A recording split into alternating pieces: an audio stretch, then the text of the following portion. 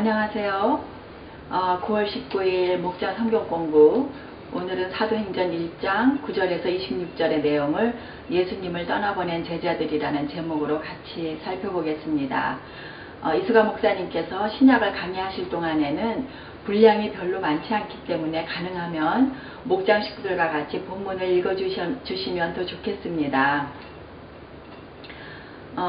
누가는 데오빌로에게 각하라는 말을 썼는데 이것은 거의 총독에게나 부르는 그런 용어라고 합니다. 그래서 이 로마의 높은 관리였던 데오빌로에게 누가는 계속해서 편지를 이어나갑니다. 그 데오빌로가 정확히 누구였는지 또 예수님을 영접한 사람이었는지 아니었는지조차 우리는 정확히 알 수 없지만 그에게 보낸 이 사도행전의 편지로 인해서 초대교회가 세워지게 된 그 과정을 저희들이 알 수가 있습니다. 예수님은 제자들에게 예루살렘에 머물며 예수님이 보내실 성령님을 기다리라고 당부하신 후에 그들이 보는 가운데 하늘로 올라가셨지요. 예수님이 십자가에서 처참하게 돌아가시는 모습을 보고 난 후에는 다 흩어지고 두려워하면서 숨어있던 제자들이 그의 살아나심을 확실히 목격한 후에는 완전히 다른 사람들로 변해 있었습니다.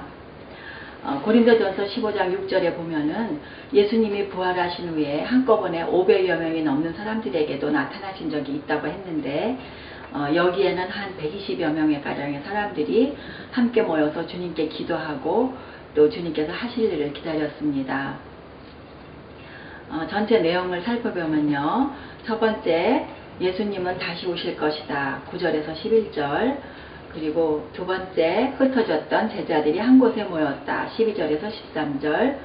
세 번째, 한마음으로 기도에 힘썼다. 14절에서 15절. 네 번째, 유다의 배반은 예언된 그대로였다. 16절에서 20절. 마지막으로 유다를 대신하여 마띠아를 세우다. 21절에서 26절 내용이 되겠습니다. 그러면 함께 퀴즈를 보겠습니다. 제자들이 예수님의 승천하시는 것을 올려다볼 때 누가 곁에 서서 예수께서는 올라가신 그대로 다시 오실 것이라고 말을 했습니까? 10절에 그 답이 있죠. 흰옷을 입은 두 사람이라고 했습니다. 이 흰옷을 입은 두 사람들 천사들인데요. 이들은 예수님이 부활하신 무덤에서도 나타나서 예수님의 살아나심을 확인시켜 주었었습니다. 누가복음 24장 4절에서 7절 내용을 보면요. 눈부신 옷을 입은 두 남자가 그들 옆에 서서 어찌하여 너희들은 살아계신 분을 죽은 사람들 가운데서 찾고 있느냐. 그분은 여기에 계시지 않고 살아나셨다. 갈릴리에 계실 때 너희들에게 하신 말씀을 기억해 보아라. 인자는 반드시 죄인의 손에 넘어가서 십자가에 처형되고 사흘째 되는 날에 살아나야 한다 라고 하셨다고 적혀 있었습니다. 예수님은 다시 오실 것이다. 9절에서 11절 내용입니다.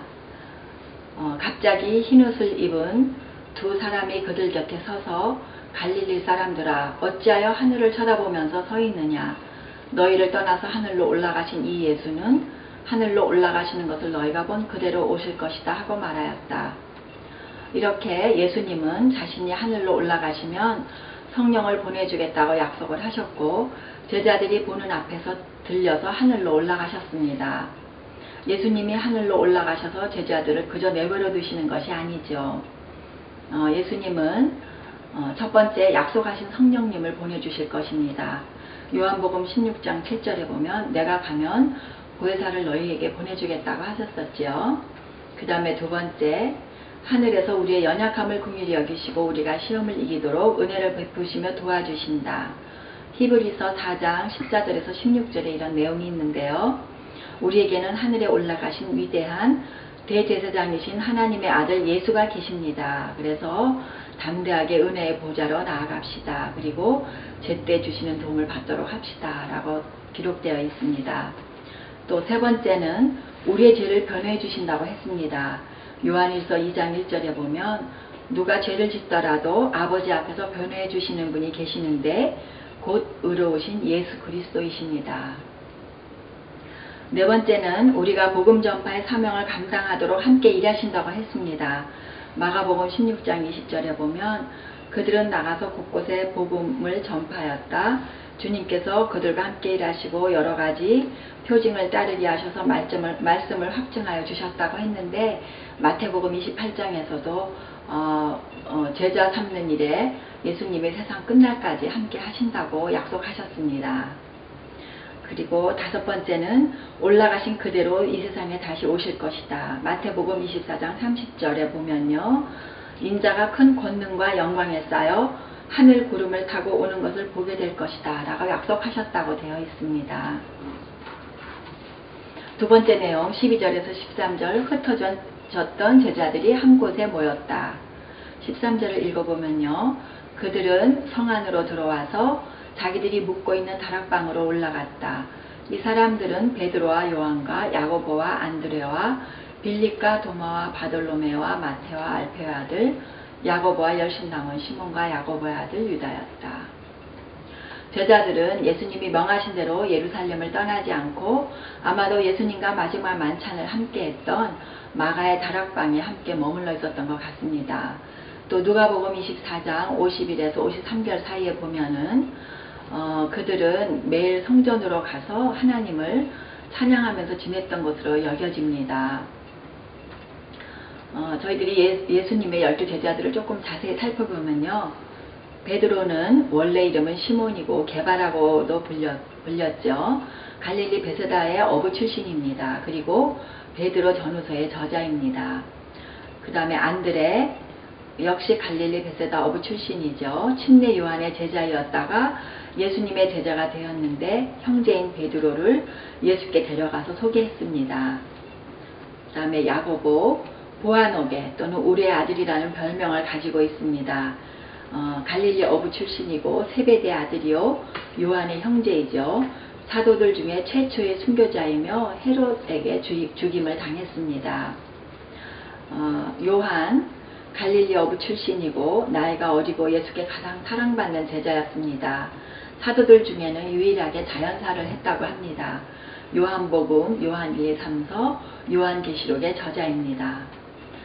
빌립, 갈릴리 베세다 어부 출신이고 나다나엘에게 예수님을 소개했다고 알려져 있습니다. 도마, 안디옥 출신이며 디드모라는 별칭을 가지고 있으며 용기와 의심이 아주 많았다고 했죠.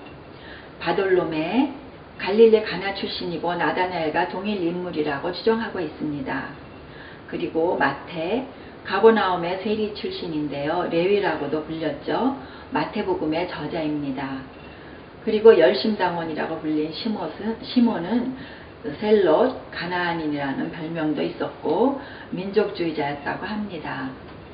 그리고 야고보는 갈릴리 출신이며 알페의 아들이죠.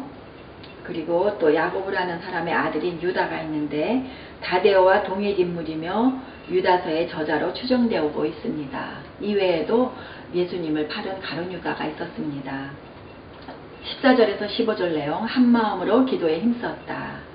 이들은 모두 여자들과 예수의 어머니 마리아와 예수의 동생들과 함께 한마음으로 기도에 힘썼다. 그 무렵에 신도들이 모였는데 그 수가 120명쯤이었다. 베드로가 그 신도들 가운데 일어서서 말하였다. 이렇게 본문 내용입니다.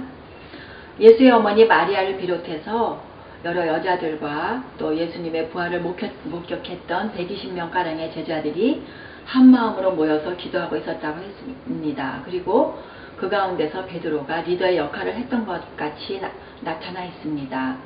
예수님 공생의 기간 동안에는 믿지 못했던 예수님의 동생들도 그가 부활하신 후에는 직접 목격함으로 인해서 믿는 신자가 된 것을 여기에서 알 수가 있습니다. 사도행전 여러 곳에서 신도들이 아름답게 한마음이 되어서 사명을 감당하는 모습이 여러 곳에서 볼 수 있습니다. 그래서 이들은 모두가 다 한마음으로 늘 모여 있었다고 했습니다. 16절에서 20절 내용을 보면요, 그 다음에 유다의 배반은 예언된 그대로였다. 그런데 이 사람은 불의한 삭수로 밭을 샀습니다. 그러나 그는 거꾸러져서 배가 터지고 창자가 쏟아졌습니다. 시편에 기록하기를 그의 거처가 폐허가 되게 하시고 그 안에서 사는 사람이 없게 하십시오 하고 하였고, 또 말하기를 그의 직분을 다른 사람이 차지하게 해주십시오 라고 기록되어 있습니다. 역시 마태복음 27장 3절에서 10절 내용에도 이 내용이 있는데요. 예수를 넘겨준 유다는 이제 뉘우치고서 그 은돈을 성전에 내던지고 물러가서 스스로 목을 매달아서 죽었다고 합니다. 그래서 대제사장들이 그 돈을 가지고 토기장에 밭을 사서 나그네들의 묘지로 사용하기로 했는데 그 밭이 오늘날까지 피밭이라고 불리고 있다고 합니다. 스가랴서 11장 12절에서 13절 구약의 소선지서인데요. 이 일이 그대로 예언되어져 있었습니다. 내가 그들에게 말하였다. 너희가 좋다고 생각하면 내가 받을 품삯을 내게 주고 줄 생각이 없으면 그만두어라. 그랬더니 그들은 품삯으로 은 30개를 주었다. 주님께서 내게 말씀하셨다. 그것을 토기장이에게 던져버려라. 그것은 그들이 내게 알맞은 삭시라고 생각해서 쳐준 것이다. 나는 은 30개를 집어 주의 성전이 있는 토기장에게 던져주었다. 이렇게 그대로 예언이 되어 있었습니다. 마지막 내용 21절에서 26절 유다를 대신하여 마띠아를 세우다. 24절에서 26절 내용을 간추려서 읽어보겠습니다. 모든 사람의 마음을 다 아시는 주님, 주님께서 이 두 사람 가운데 누구를 뽑아서 이 섬기는 일과 사도의 직분을 맡게 하실지를 우리에게 보여주십시오. 유다는 이 직분을 버리고 제갈 곳으로 갔습니다. 그리고 그들에게 제비를 뽑게 하니 마띠아가 뽑혀서 11사도와 함께 사도의 수에 들게 되었다. 제자들은 다같이 기도한 후에 가룟 유다를 대신해서 사도의 직분, 즉 섬기는 일과 예수님의 부활의 증인이 되어야 할 사람으로 마띠아를 제비 뽑았다고 했습니다. 그는 예수님의 공생의 기간 동안 줄곧 함께 다녔고 예수님이 승천하심까지도 목격한 사람이라고 되어 있습니다. 여기서 제비를 뽑는다고 했는데 제비를 뽑는 것은 온전히 하나님께서 정해주셨다는 확신을 가지기 위해서라고 합니다. 구약시대에서도 사무엘상 14장 42절에 보면 이러한 전례를 볼 수가 있는데요.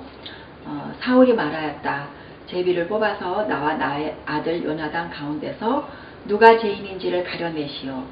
그러자 요나단이 걸렸다. 이렇게 기록이 되어 있습니다. 이제 마지막으로 학습 문제 보겠습니다.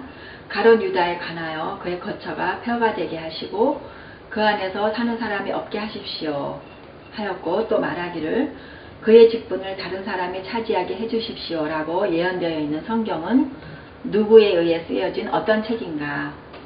네, 다윗의 시편이죠.